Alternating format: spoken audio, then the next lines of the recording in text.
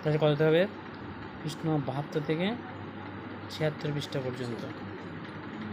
Number 1 প্রশ্ন, কোন গাছে শ্বাসমূল দেখা যায়?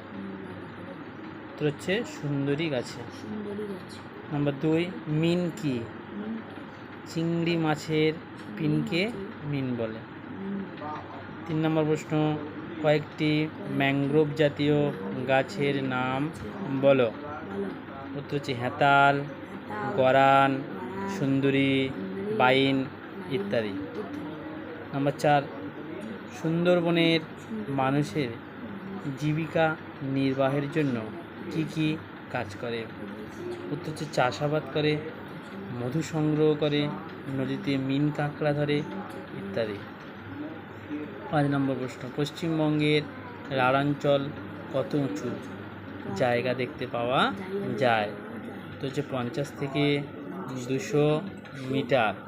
50 থেকে 200 মিটার। 6 নম্বর প্রশ্ন, ভারতের উত্তর দিকে কোন পর্বতমালা আছে? হিমালয় পর্বতমালা। 7 নম্বর প্রশ্ন, কয়েকটি বরফ গোলা জলের নদীর নাম বলো। উত্তর হচ্ছে তিস্তা, তোর্ষা, জলঢাকা, মহানন্দা ইত্যাদি।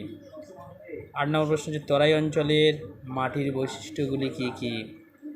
নাম্বার 1 হচ্ছে কি, মাটিতে বালি, নুড়ি, পাথর বেশি থাকে। আর নাম্বার 2 হচ্ছে মাটি স্যাঁতস্যাঁতে হয়। 9 নম্বর প্রশ্ন হচ্ছে সিঙ্গালীলা পর্বতশ্রেণী কোথায় আছে? উত্তর হচ্ছে দার্জিলিং জেলায়। 10 নম্বর প্রশ্ন হচ্ছে পশ্চিমবঙ্গের সবচেয়ে উঁচু পর্বতশৃঙ্গের নাম কি? উত্তর হচ্ছে সান্দাকফু। 11 নম্বর প্রশ্ন কি, সান্দাকফুর উচ্চতা কত? হচ্ছে 3630 মিটার।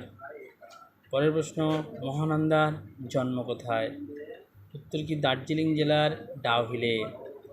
পরের প্রশ্ন, একশৃঙ্গ গন্ডার কোথায় দেখতে পাওয়া যায়? উত্তর হচ্ছে জলদাপাড়ার জঙ্গলে। তারপরের প্রশ্ন, বক্সা জয়ন্তী পাহাড় কোথায় আছে? হচ্ছে জলপাইগুড়িতে। পরের প্রশ্ন কি হচ্ছে বক্সার দুর্গ কোথায় অবস্থিত? বাংলাদেশের রংপুরে। জলপাইগুড়ির গরুমারা জঙ্গলে কি কি বন্যজন্তু দেখতে পাওয়া যায়? একশৃঙ্গ গন্ডার, চিতাবাঘ, ভালুক, হাতি, বাইসন ইত্যাদি। হচ্ছে 76 পৃষ্ঠা পর্যন্ত এই প্রশ্ন।